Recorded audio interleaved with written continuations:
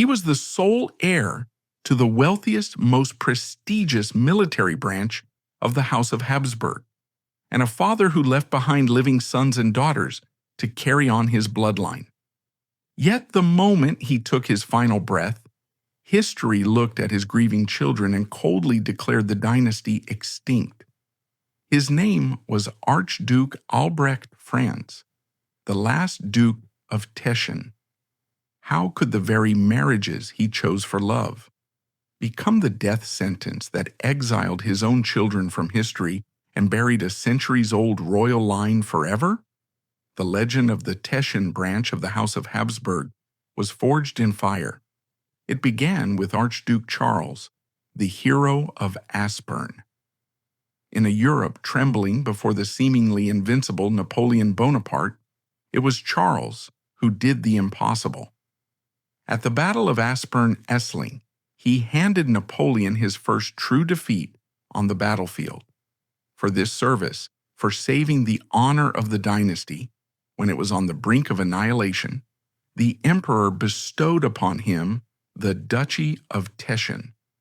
But this was more than a title, it was a seed. Unlike the main ruling line of the Habsburgs, who were often cash poor and burdened by the immense debts of running a crumbling empire, the Teschen branch operated differently. They were not just soldiers, they were astute businessmen. Over the 19th century, while the emperors in Vienna worried about politics and revolutions, the dukes of Teschen worried about land, industry, and acquisition. They bought forests in the Beskid Mountains. They built state-of-the-art breweries in Żywiec that pumped out beer for half of Europe. They invested in railways, coal mines, and steel.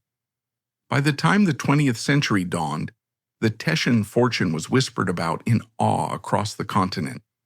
They possessed the Albrecht Rampe in Vienna, a palace containing the Albertina, the greatest collection of graphic art in the world, holding the sketches of Dürer and Michelangelo. They owned castles that dotted the landscape from the Danube to the Carpathians. In a monarchy defined by hierarchy, they sat at the very pinnacle, second only to the emperor himself. It was into this atmosphere of suffocating gold and blinding glory that the stage was set for Albrecht Franz. But first, there was his father, Archduke Friedrich, the Duke of Teschen, at the turn of the century, was a man carved from the old oak of the monarchy. He was not a man of imagination, he was a man of duty. With a thick handlebar mustache that seemed to bristle with authority, and a chest heavy with medals, Friedrich was the caricature of a Habsburg archduke. He was unimaginably wealthy and fiercely loyal to the aging Emperor Franz Joseph. Friedrich lived by a code as rigid as the starch in his collars. The dynasty came first, the church came second, the army came third. Personal happiness? That did not even rank on the list. Friedrich's marriage to Princess Isabella of Croy was a union of high nobility, designed to fortify the bloodline.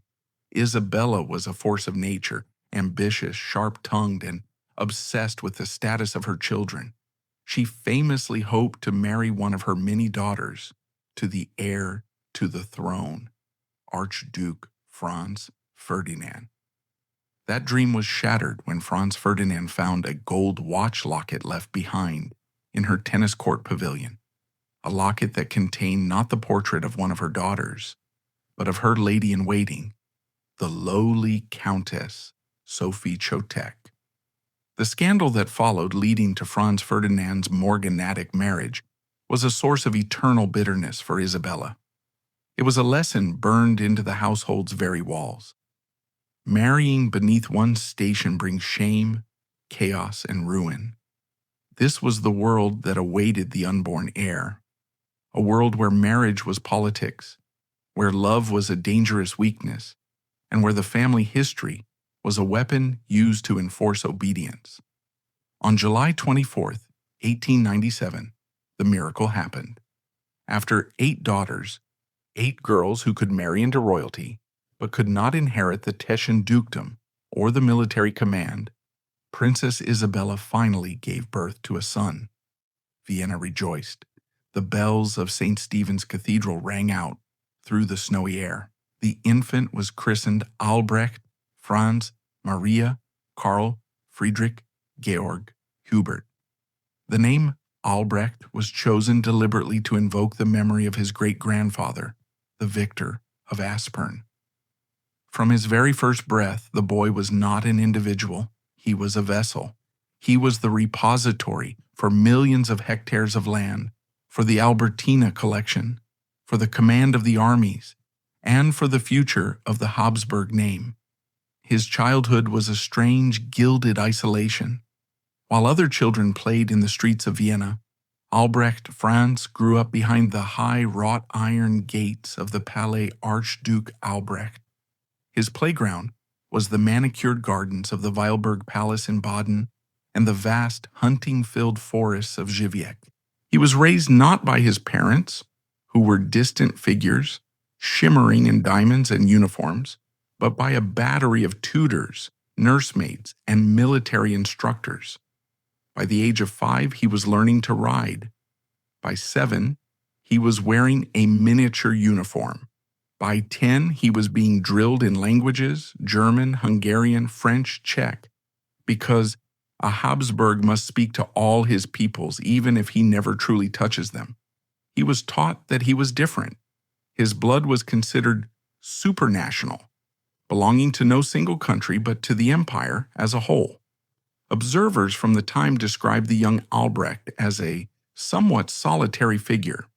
He was handsome, with the distinctive Habsburg jaw softened by his mother's features, and he possessed a quiet, almost melancholic demeanor.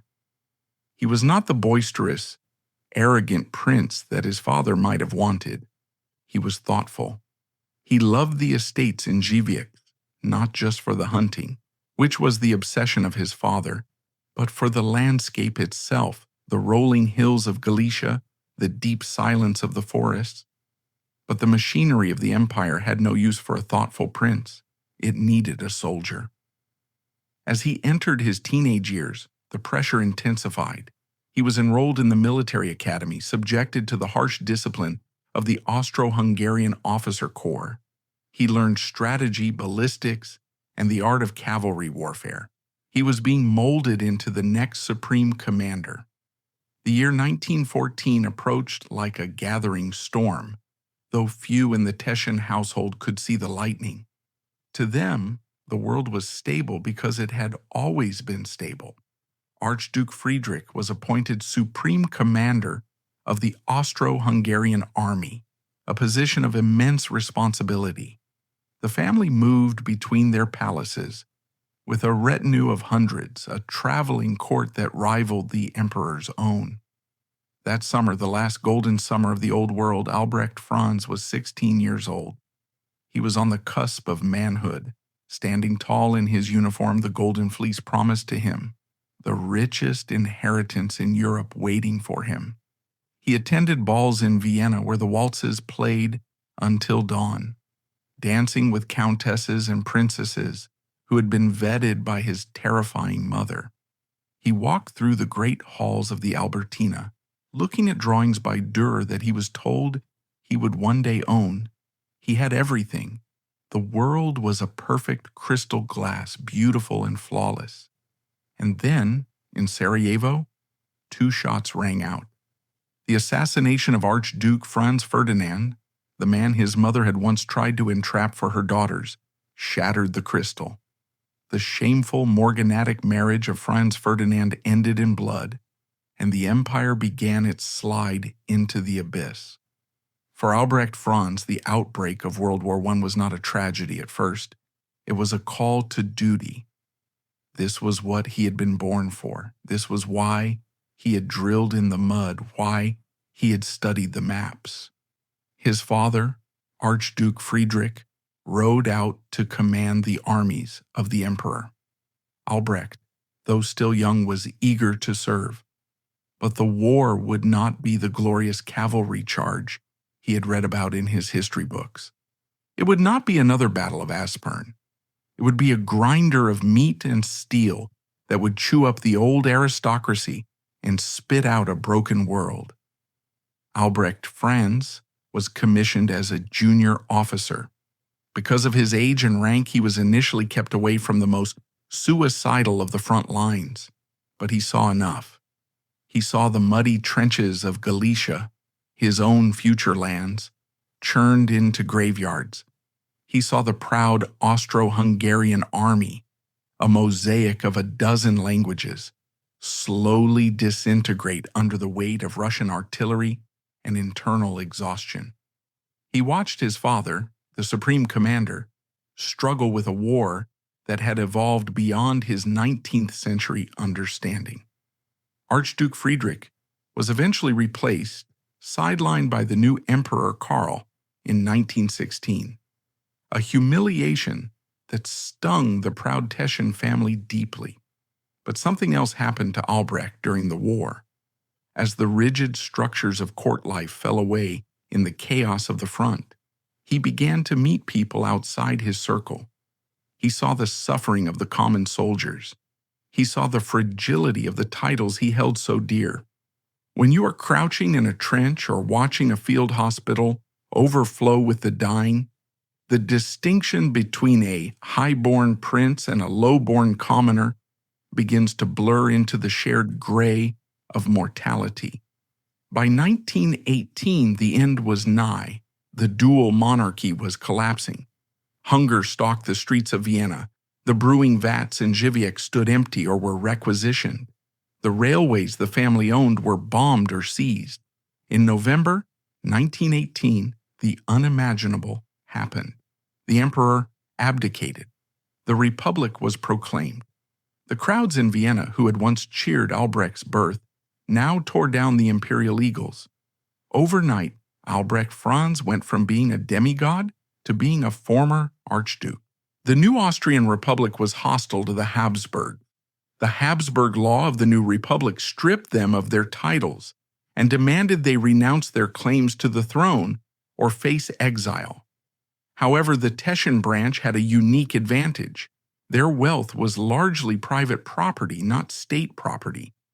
And much of their land, the crucial estates of Żywiec, lay not in Austria, but in the newly reborn nation of Poland.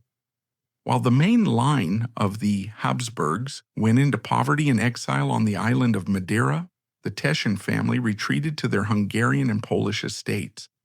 They were battered, stripped of their official rank, but they were still immensely rich. Albrecht Franz was now a man in his 20s, a veteran of a lost war, a prince without a throne. It was in this strange twilight world of the 1920s that the cracks in his armor began to show. He was no longer bound by the strict protocols of the Viennese court, because the court no longer existed. He was living in a world that was rapidly modernizing. Jazz, automobiles, cinema, new social freedoms. Yet, inside his family, his mother Isabella and his father Friedrich tried to maintain the illusion that nothing had changed. They still dressed for dinner. They still demanded the strict etiquette of the 1890s. They still plotted equal marriages for their children, as if the thrones of Europe hadn't just been turned into firewood. Albrecht Franz was caught between two worlds, the ghostly, rigid past of his parents and the vibrant, chaotic present of post-war Europe. He was the heir to a legacy that the world had decided was obsolete. He walked the forests of Żywiec, checking the ledgers of the breweries, managing the estate workers, trying to find a purpose in a life that had lost its script. He was lonely. The princesses his mother paraded before him seemed like relics, ghosts of a dead era. He wanted something real. He wanted something that felt like life, not like duty. And it was in this vulnerable, searching state of mind around the year 1930 that he traveled to England. He went ostensibly for business and social visits to escape the suffocating atmosphere of his parents' home. It was there, in the gray seaside light of Brighton, that he met a woman who would change the trajectory of the Teschen line forever. She was not a princess. She was not from the Almanac de Gotha. She was a Hungarian woman named Irene Dora Lelbach. She was divorced. She was older than him. And to the eyes of a Habsburg archduke, she was utterly, completely forbidden. But when Albrecht looked at her, he didn't see a commoner. He saw an escape. The year 1930 found Europe balancing on a knife's edge, though few cared to look down. The Roaring Twenties were dying with a whimper, suffocated by the onset of the Great Depression. In the grand salons of Vienna and Budapest, the crystal chandeliers still tinkled, but the talk had turned to failing banks and the rising noise of radical politics in Germany. For Albrecht Franz, now 33 years old, the political landscape was secondary to the internal geography of his own loneliness. He was a man who possessed everything and nothing. He was the heir to the largest private fortune in Central Europe. Yet he was a prisoner of expectations that belonged to a century that had already turned to dust. His mother, the formidable Princess Isabella, still held court in their Hungarian estates, watching him with hawk-like eyes, waiting for him to choose a bride from the dwindling list of acceptable Catholic princesses. She needed a daughter-in-law who could wear the starry tiara of the Teschen line. She needed a womb that was royally certified. But Albrecht had fled. He had gone to England, the island of exile for so many confused royals. And there, amidst the gray skies and the salt spray of Brighton, a seaside resort that had long lost its Regency glamour, he found Irene. Irene Dora Lelbach was everything Albrecht was forbidden to want. Born in 1897, the same year as him, she was Hungarian. Yes, but she was not of the Hochadel, the high nobility. Her father was a wealthy man, a prominent figure, but in the stratospheric calculus of the Habsburg house laws, wealthy meant nothing if it wasn't accompanied by 16 quarterings of nobility on one's coat of arms. Worse, Irene had a past. She had been married before, to a Dr. Rudolf Rudnay, a diplomat. She was a divorcee. To the ultra-Catholic Habsburgs, divorce was not just a legal status, it was a mortal sin. It was a stain that could not be scrubbed out. To marry a divorced woman was to spit in the face of the Vatican and the memory of Emperor Franz Joseph. Yet for Albrecht, Irene was a revelation. She was vibrant, modern, and unburdened by the crushing weight of dynastic history. She didn't care about the Battle of Aspern. She didn't care about the Golden Fleece. She saw Albrecht not as a walking monument to a dead empire, but as a man, a quiet, somewhat sad man, who loved horses and silence. Their courtship in Brighton was a stolen season. Imagine the contrast.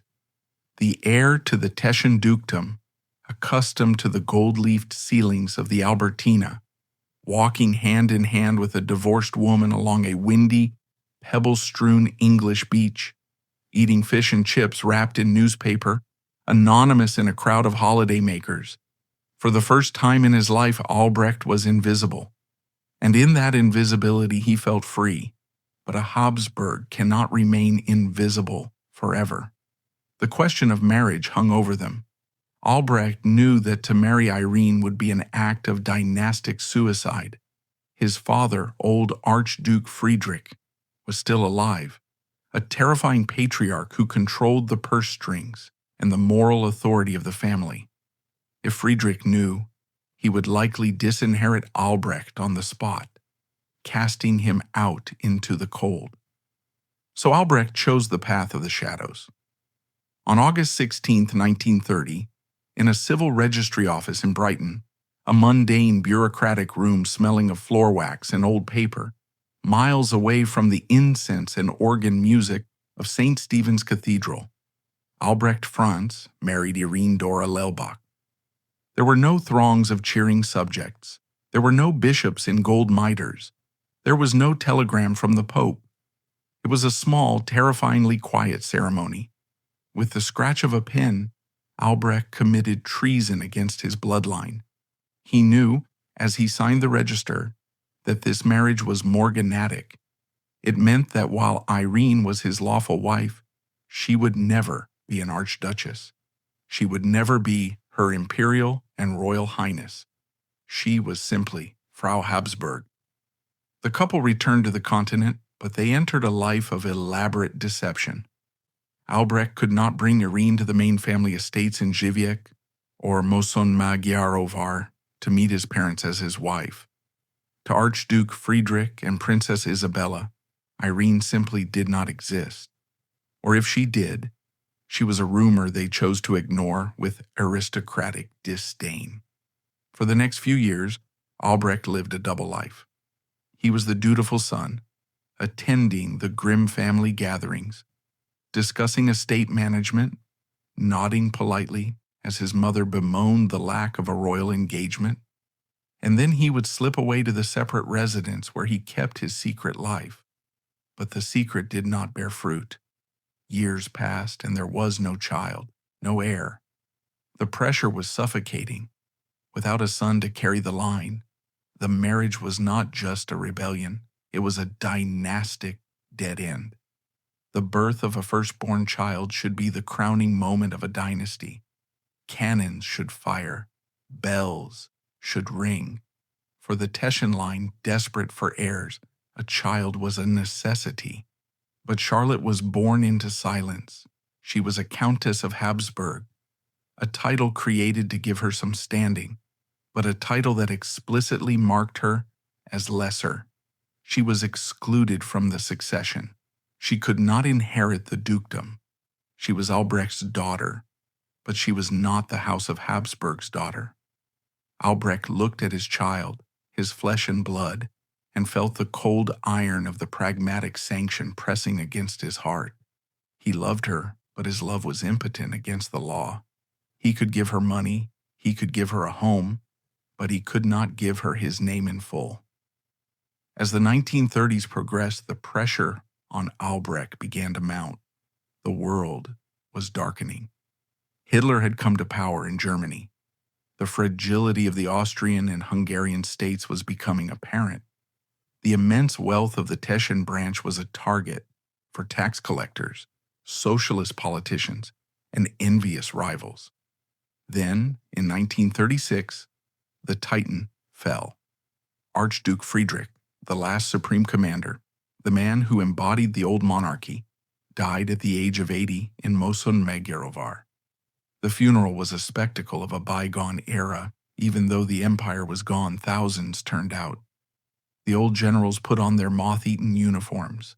The bishops chanted the Latin masses. Albrecht Franz walked behind the coffin as the chief mourner. He was now officially the Duke of Teschen. The title descended on him like a lead cloak. He was now the head of the family. He controlled the vast estates in Poland and Hungary. He controlled the art collections. He was one of the richest men in the world, but with the title came the scrutiny. Now that the old patriarch was dead, Albrecht's irregular domestic situation could no longer be ignored. The lawyers of the family, the administrators of the vast Teschen trust, looked at Irene and looked at the house laws. The marriage to Irene was not just a social embarrassment anymore, it was a dynastic dead end. Albrecht was the last male. If he died while married to Irene, the Teschen line would extinguish. Charlotte, as a female and a morganatic child, could inherit nothing of the dynastic rights. The vast properties might be broken up, seized by the state, or passed to distant cousins who had no love for the land. We do not know exactly what happened behind the closed doors of the Teschen palaces in late 1936 and early 1937. We can only imagine the conversations, the cold, rational arguments of the family lawyers. Your Highness, you must think of the legacy. You must think of the land. You need a son, a legitimate son, an equal son. Did Albrecht fight for Irene? Did he try to find a loophole in the ancient laws? Or had the marriage, born in the thrill of rebellion, soured under the crushing reality of his new duties. Irene was a modern woman. Perhaps she tired of being the hidden wife, the woman who was never quite good enough for the ghosts in the hallway. The romance that began on a windy beach in Brighton ended in a lawyer's office in Budapest. In 1937, barely a year after inheriting the dukedom, Albrecht and Irene divorced. It was a clinical, quiet end to a passionate rebellion.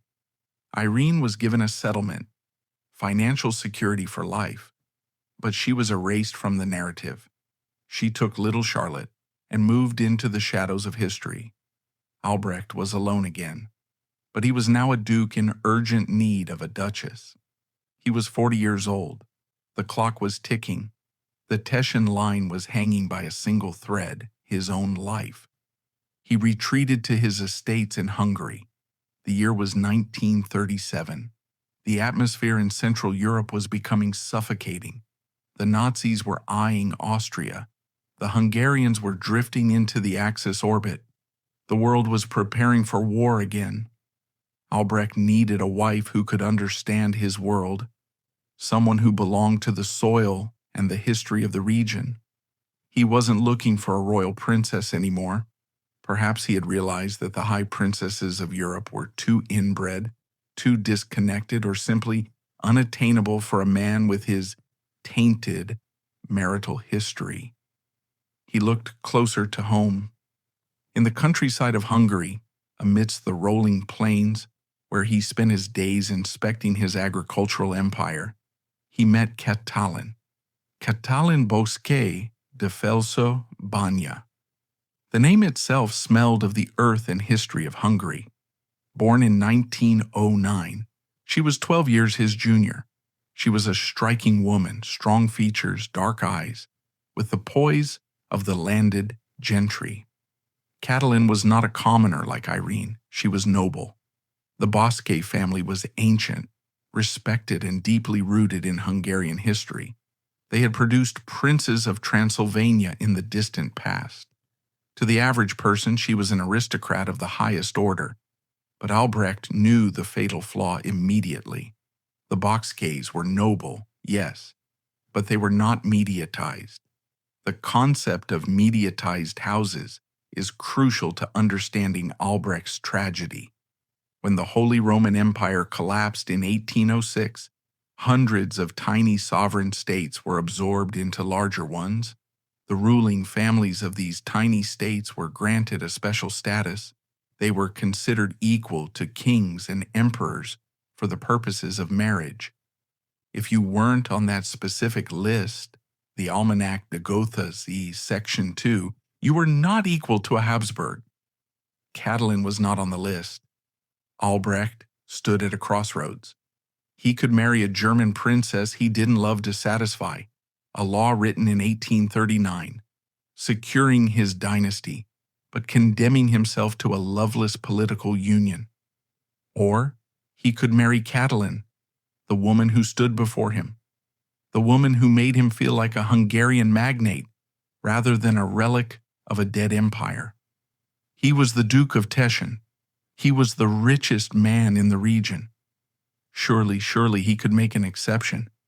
Surely in 1938, with the Nazis marching and the communists plotting, the definition of noble enough could be stretched. He gambled. He convinced himself that he could petition the head of the house, the exiled Otto von Habsburg, or perhaps the Vatican, to recognize the marriage as equal. He convinced himself that if they had a son, the family would eventually relent. On May 9, 1938, Albrecht married Katalin Bosquet de Felso Banya. The wedding was grander than the secret affair in Brighton, celebrated with the pomp of the Hungarian nobility. Albrecht wore his uniform, Katalin wore lace. They looked like the perfect couple to lead the Teschen line into the uncertain future. But in Vienna and in the exiled Habsburg court, the heavy books of genealogy were closed with a thud. The verdict was delivered, morganatic. Albrecht was furious. He was the Duke. He controlled the fortune. How could they deny his wife? But the legitimacy of a dynasty relies on the collective belief of its members. If the other Habsburgs said she wasn't equal, she wasn't equal. He tried to ignore them. He focused on his new life. He and Catalin lived like kings on their Hungarian estates. They hunted, they entertained, and soon Catalin was pregnant. But history, as it always did with Albrecht, intervened with violence. In March 1938, just before his marriage, Germany annexed Austria, the Anschluss. The Nazis took Vienna. The Palais Archduke Albrecht, the home of the Albertina, was no longer safe. The Gestapo began to sniff around the Habsburg properties. The Nazis hated the Habsburgs. They viewed them as symbols of a multi-ethnic Catholic past that stood in the way of their racial purity. Albrecht was a Hungarian citizen now, protected somewhat by the Hungarian border, but the storm was closing in. The Teschen fortune, millions of acres, factories, art, was suddenly vulnerable. He needed an heir more than ever. He needed a son to anchor the claim, a son to say, "This is ours." In 1940, amidst the early victories of the Axis powers, Catalin gave birth. It was a girl, Charlotte. Albrecht loved her, but a girl could not hold the line. The pressure intensified. The war turned against Germany and Hungary. The Soviet army began its long, grinding march westward. The red tide was coming for the Teschen estates. They stayed in Hungary. They had to. A captain does not abandon his ship, and a duke does not abandon his land. Albrecht frantically tried to secure his assets, moving art, hiding jewelry, negotiating with corrupt officials. And then, in 1942, Catalin gave birth again. Albrecht prayed for an heir, but fate delivered another daughter, Ildiko. He held his daughter and looked out the windows of his estate. He didn't see a kingdom waiting for his children. He saw smoke on the horizon. The Soviet tanks were coming, and he knew, with a sickening dread, that he was about to lose everything without a son to even carry the claim. It was the worst possible year to bring a child into the world. Hungary was becoming a battlefield. The Germans occupied the country to prevent it from defecting to the Allies. The Allies were bombing Budapest. The Soviets were crossing the Carpathians. In this apocalypse, in a world of fire and screaming metal, Catalin gave birth to a boy. They named him Geza. Albrecht held his son. He finally had it. The heir, the male, the future Duke of Teschen. But as he looked out the windows of his estate, he didn't see a kingdom waiting for his son. He saw smoke on the horizon. The Soviet tanks were coming, and he knew, with a sickening dread, that the Habsburg law was the least of his problems now. The law said his son was morganatic and could not inherit the title. The Soviets said his son was a class enemy and should not inherit his life. The last Habsburg of Teschen grabbed his wife, his daughters, and his infant son. He packed what he could into a few cars. He left the breweries, the forests, the palaces, the centuries of accumulated power. He ran. The winter of 1944 was not merely a season. It was a funeral shroud draped over the corpse of old Europe.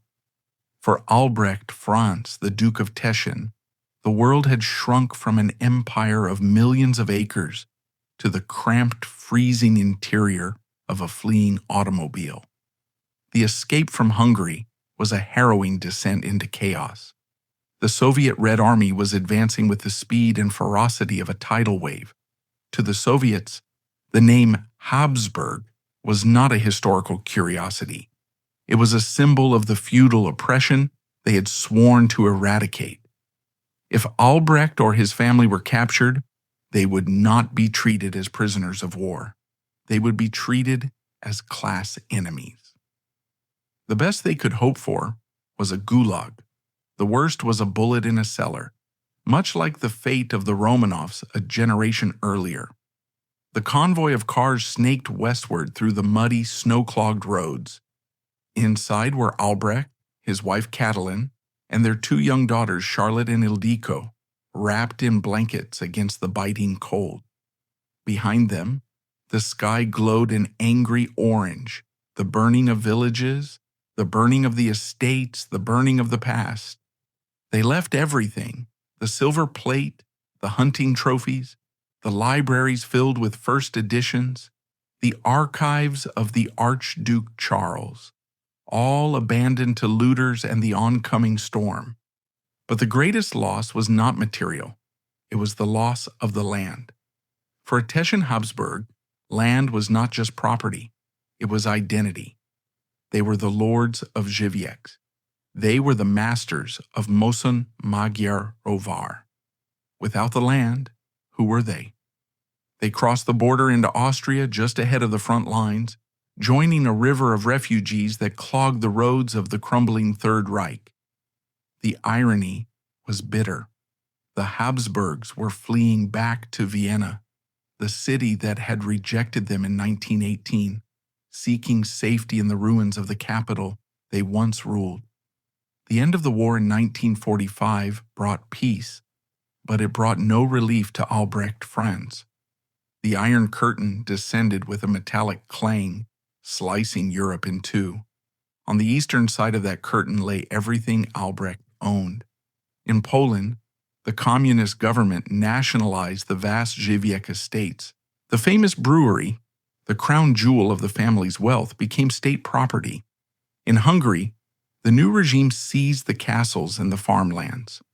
The Teschen fortune, built over 140 years of military brilliance and business acumen, evaporated overnight. The paper deeds Albrecht carried in his luggage were now worthless, historic scraps of a world that no longer legally existed. Albrecht, Catelyn, and the children found themselves in Western Europe, alive but adrift. They were displaced persons, albeit ones with a famous name. They lived in a state of suspended animation, moving between rented houses and hotels in Austria and Switzerland, surviving on what liquid assets Albrecht had managed to squirrel away in foreign banks before the collapse. But money, or the dwindling lack of it, was not the only poison seeping into their lives. The stress of exile, the loss of status, and the crushing realization that there was no kingdom for their son to inherit began to destroy Albrecht's marriage to Catelyn. They had married in 1938 with the hope of securing the dynasty. They had produced a son in 1944 to save the line. But what was the point of a dynasty that ruled over nothing? What was the point of fighting the morganatic label for a son who would never inherit a single acre of land? Catelyn was a woman of the Hungarian nobility, used to stability and respect. Now, she was the wife of a deposed duke without a duchy, living in the gray, austere reality of post-war rationing. The romance of the tragic royal exile wears thin very quickly when the heating bills pile up and the future is a blank void. Albrecht, too, was changing. The fight had gone out of him. He was nearing 50. He had seen 2 world wars destroy everything he was raised to value. He watched as the new Europe rebuilt itself, a Europe of democracy, socialism, and American jazz, and realized there was no place in it for a Habsburg Duke of Teschen. He was a dinosaur walking through a neon city. The distance between Albrecht and Catelyn grew into a chasm. The arguments were no longer about dynastic laws. They were about survival, about blame, about the bitterness of loss. In 1951, the inevitable happened. The marriage that had defied the house laws, the marriage that had produced the long-awaited male heir, collapsed. Albrecht and Catelyn divorced. It was a quiet, almost unnoticed end. There was no energy left for scandal. Catelyn took the children, Isabella and the young Rudolph, and remained in Europe. Albrecht was alone once more. He was 53 years old. He had been married twice. He had lost an empire, a fortune, and 2 families. Most men would have broken. Perhaps Albrecht did break in a way. But in that breakage, he finally let go of the ghost that had haunted him since birth. He stopped trying to be the Duke. He stopped trying to please the dead ancestors in the crypts of Vienna. He stopped caring about the Almanac de Gotha. He looked across the ocean. Europe was a graveyard for him. Every street corner in Vienna reminded him of what he had lost. Every news report about Poland or Hungary was a knife in his heart. He needed to go somewhere where the name Habsburg was just a name, not a burden. Somewhere new, Argentina. In the 1950s, Argentina was a beacon for the displaced of Europe. It was a land of beef and wide-open spaces, reminiscent of the Hungarian plains he loved. It was far away. It was a place to disappear. But before he left, or perhaps just as he arrived, love found him one last time. And this time it was not a rebellion, nor a dynastic calculation. It was simply comfort. Her name was Lydia Strauss. She was born in 1930, the same year Albrecht had married his first wife, Irene. She was 33 years younger than him. She was not a princess. She was not a countess. She was not even from the minor nobility. She was a commoner, completely and utterly. To the strict legitimists of the Habsburg family, Lydia was the ultimate insult. She was young enough to be his daughter. She had no pedigree. If Albrecht married her, it would be the final nail in the coffin of the Teschen line's legitimacy. Albrecht didn't care. He married Lydia Strauss in March 1951 in Buenos Aires. And then the final crushing irony of history occurred. In the modest quiet of their exile, away from the palaces and the pressure, Lydia gave birth to a son. Rudolf Stefan von Habsburg was born in 1951, but it was too late. The boy was not born in a palace in Vienna. He was born in a rented home in South America. His mother was a commoner. The empire was gone, but it was too late. The boy was not born in a palace in Vienna or a castle in Żywiec. He was born in a rented home in South America. His mother was a commoner. The empire was gone. He didn't want a duchess. He wanted a nurse, a companion, someone to hold his hand as the darkness gathered. The couple settled into a life of obscure gentility in South America. They didn't live in a palace. They lived in a comfortable bourgeois apartment. The man who had once commanded the respect of field marshals now walked the streets of Buenos Aires as a private citizen. The neighbors knew him as Mr. Habsburg, a polite, elderly European gentleman with sad eyes and a stiff military bearing. They did not know that he was the Archduke Albrecht Franz. They did not know that his grandfather had defeated Napoleon. They did not know that he was the rightful owner of castles and Rembrandts thousands of miles away, and Albrecht preferred it that way. But the past has a way of exacting a toll on the body when the mind tries to forget. The transition from the cool, damp forests of Żywiec to the humid heat of Buenos Aires, the shock of the divorce, the sheer exhaustion of a life lived in the center of a collapsing storm. It all began to weigh on him. He had only been in Argentina for a few years. He had found peace with Lydia, yes, but he was a man uprooted, a plant torn from its soil. In 1955, the final chapter began to close. Albrecht Franz fell ill. It was not a dramatic illness, not a battle wound. It was the quiet failing of a heart that had endured too much loss. He lay in his bed in Buenos Aires, thousands of miles from the Imperial crypt in Vienna, where his ancestors slept in bronze sarcophagi. He was thousands of miles from the grave of his great-grandfather, the hero of Aspern. As he lay dying, his thoughts likely didn't turn to the Golden Fleece or the lost millions. One imagines they turned to the faces of his children, Charlotte Isabella, Rudolph, whom he had left behind in the wreckage of Europe, the children he loved, but whom he had legally failed by marrying their mothers. He realized, perhaps, the ultimate irony of his life. He had spent his entire existence fighting for the future of his house, trying to secure heirs, trying to secure land. But in the end, he was the one who would turn out the lights. On July 23, 1955, Albrecht Franz breathed his last. The silence that followed his death was deafening. There were no gun salutes in Vienna.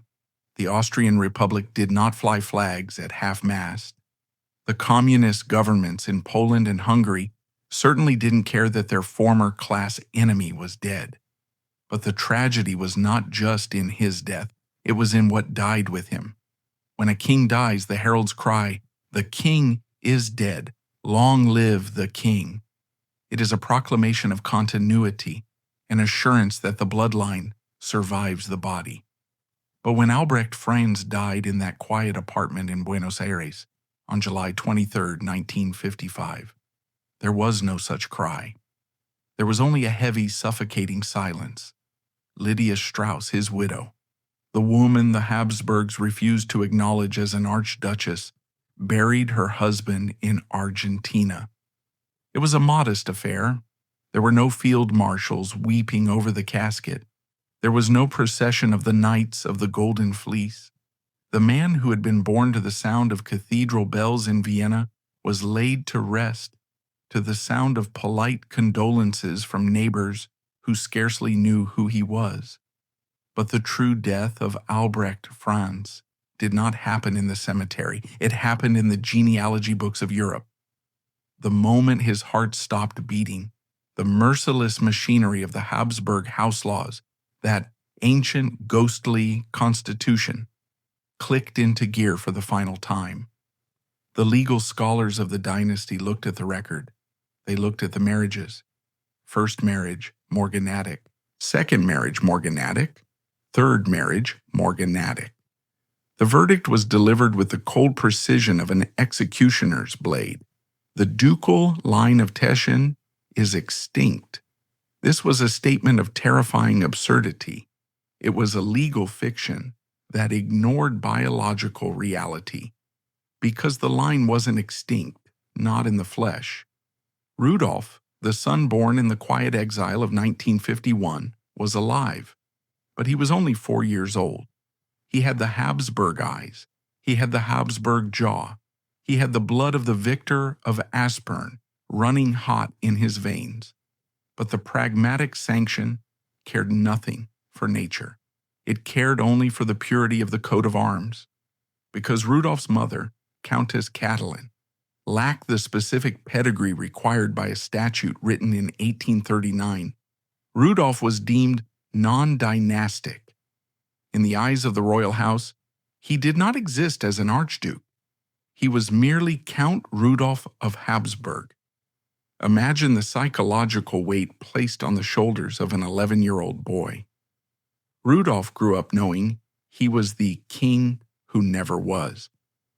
If his father had simply married a German princess he hated, instead of the Hungarian noblewoman he loved, Rudolph would have been the head of the House of Teschen. He would have been a royal highness. He would have been the uncontested claimant to the titles, even if the lands were gone. Instead, Rudolph became a phantom prince. He carried the name, but he was stripped of the magic. The years following Albrecht's death saw the final disintegration of what was left of the Teschen legacy. The empire of dust that Albrecht had managed to smuggle out of Europe, the few paintings, the jewelry, the remaining bank accounts, was divided up. But without the glue of the title, without the unifying force of a duke to hold the clan together, the family drifted apart. Isabella and Charlotte, the daughters of the morganatic unions, went on to live quiet, private lives. They married, they had children, they blended into the tapestry of the European upper class. They were von Habsburgs, yes, but they were curiosities rather than power players. They were the debris left behind by the shipwreck. And what of the great Teschen properties? The physical anchors of the dynasty? In Poland, the communist regime turned the Archduke's brewery in Żywiec into a state-run enterprise. They kept the recipe, they kept the crest on the bottle, but they erased the family. The beer that had made the Habsburgs rich was now fueling the workers' revolution. The old castle in Żywiec, where Albrecht had played as a child, became a technical school, its parquet floors scuffed by the boots of students who had never heard of the Battle of Aspern. In Vienna, the Albertina, the greatest collection of graphic art in the world, the collection Albrecht was meant to protect, had already passed into the hands of the Austrian state after the First World War, though the family had fought legal battles over it for decades. With Albrecht's death, the personal connection was severed forever. The Dürer rabbits and the Michelangelo sketches belonged to the Republic now. The Habsburgs of Teschen were just plaque on the wall, a footnote in a museum guide. Rudolf, the last son, grew into a man in a world that had moved on. He lived a life of dignity, but it was a life of profound dislocation. He was a count in a world that no longer counted counts. He was a Habsburg in a world of beetles and moon landings. He eventually married, ironically, a baroness, another noble woman who would likely not have been equal enough for the strict laws of 1839. They had children. The bloodline continued. There are descendants of Albrecht Franz walking the earth today. They work, they pay taxes, they live modern lives. But the title, the Duke of Teschen, died in that room in Buenos Aires. It reverted to the main line of the House of Habsburg, to be held as a dormant honor, a hollow shell. The tragedy of Albrecht Franz is not that he died. It is that he was erased while his children were still watching.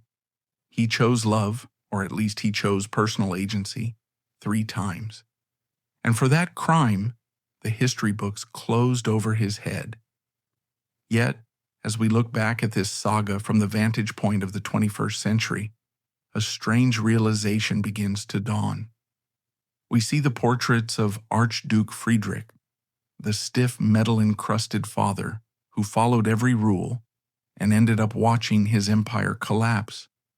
And then we see Albrecht Franz, the failure, the man who broke every rule. Albrecht lost the titles. He lost the recognition. He lost the Game of Thrones. But by marrying Irene, by marrying Catelyn, by marrying Lydia, he did something his ancestors never managed to do. He asserted that his heart was more important than a piece of parchment written by a dead emperor.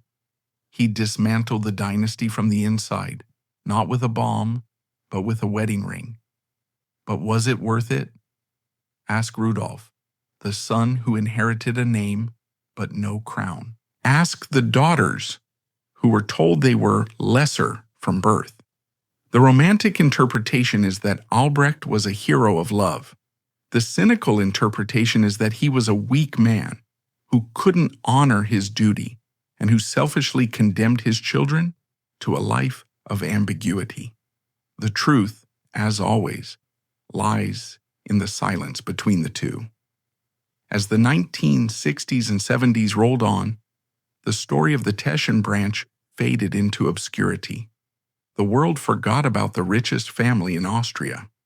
The world forgot about the morganatic wives, but history has a way of echoing. The Teschen line ended, but the questions it posed remain eternal. What is the price of duty? What do we owe to our ancestors? And what do we owe to ourselves? And can a man ever truly be free if his last name is a monument? Albrecht Franz tried to run. He ran to Brighton, he ran to the Hungarian plains, he ran to Argentina. But in the end, you cannot outrun your blood. If you travel to Poland today, to the bustling cities of Warsaw or Krakow, walk into any bar, any supermarket, or any corner shop, and you will see him, or rather you will see his ghost. Pick up a bottle of Żywiec beer. It is one of the most famous brands in the country, exported around the world. Look closely at the label. There, sitting proudly above the dancing couple in folk costume, is a crown. It is the archducal crown of the Habsburgs. The factory that brews this beer was built by Albrecht Franz's ancestors. The land it sits on was the land Albrecht Franz lost. The recipe was the one his family guarded. Today, millions of people drink the legacy of the Teschen line every day. They toast to weddings, they laugh at parties, clinking glasses stamped with the crest of a family that was erased from the map. It is the ultimate biting irony of history. The name Habsburg in Żywiec is no longer associated with field marshals or emperors. It is associated with a cold lager on a hot day. The commercial brand survived, the human dynasty did not. But the echoes of the Teschen tragedy are not just found in a beer bottle. They haunt the marble halls of Vienna too. Go to the Albertina Museum. Stand before Albrecht Dürer's young Heir or praying hands. You are surrounded by tourists from every corner of the globe, snapping photos, whispering in awe. These masterpieces are the cultural heart of Austria, but they hang on the walls of a palace that Albrecht Franz called home. If you listen closely to the silence between the shutter clicks, you can almost hear the footsteps of a man pacing these floors in 1918, wondering how to save a world that was already burning. The visitors see the art, they rarely see the loss. They do not know that the man who was born to own all of this died in a rented apartment in South America, stripped of every sketch, every statue, every frame. The physical legacy of the Habsburgs of Teschen was nationalized, monetized, and turned into heritage for the masses. But what of the human legacy? Albrecht Franz's life poses a question that is uncomfortable for historians and monarchists alike. We are taught to admire the great men of history, the ones who conquer, who build, who secure the succession.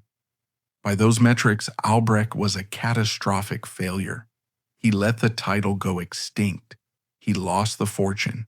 He failed to navigate the treacherous politics of the 20th century. But look closer. Look at the photos of Albrecht in his later years in Argentina, sitting beside Lydia. The stiffness of the military uniform is gone. The desperate anxiety of the 1930s, the hunt for the equal bride, is gone. There's a softness in the eyes. In a century that demanded absolute obedience to ideologies, whether it was the rigid dynastic laws of the Habsburgs, the racial madness of the Nazis, or the class hatred of the Soviets, Albrecht Franz committed the most radical act of all. He chose to be human. He realized, perhaps too late, but eventually, that a duke is a fiction created by men, but a father and a husband is a reality created by love. He refused to sacrifice his heart on the altar of a dead empire. He broke the rules to be with Irene. He broke the rules to be with Catalin. He broke the rules to be with Lydia. He paid a terrible price for it. He was cast out. He was erased. But consider the alternative. Had he married a cold, equal princess in 1930, had he produced a miserable, legitimate heir who grew up in a loveless palace, would that have been a victory? Or would that have been just another tragedy masked in gold? The Teschen line ended in 1955, yes. But his children, Charlotte, Isabella, Rudolph, lived. They survived the wars. They survived the exile. They broke free from the curse of the Golden Fleece. They became private citizens, free from the crushing weight of needing to be imperial. Perhaps that was Albrecht's final gift to them. He didn't leave them a throne because thrones are traps. He didn't leave them an empire because empires fall. He left them the freedom to be ordinary. As the screen fades to black, we are left with two images. On the left, the glittering portrait of Archduke Friedrich, the supreme commander, covered in medals, standing stiff and proud, a man who had everything, yet whose world turned to ash. On the right, a grainy black and white snapshot of Albrecht Franz in Buenos Aires, wearing a simple suit, smiling at a woman who was not good enough for history, but who was good enough for him. The war criminal condemned by the Soviets, the traitor to the blood condemned by the Habsburgs, the hero who saved nothing but his own soul. We look at the last Duke of Teschen, the man who traded a kingdom for a wedding ring, and we must ask ourselves the final haunting question. If you had to choose between being remembered as a great king in the history books or dying as a happy man in the arms of the one you love, which crown would you wear?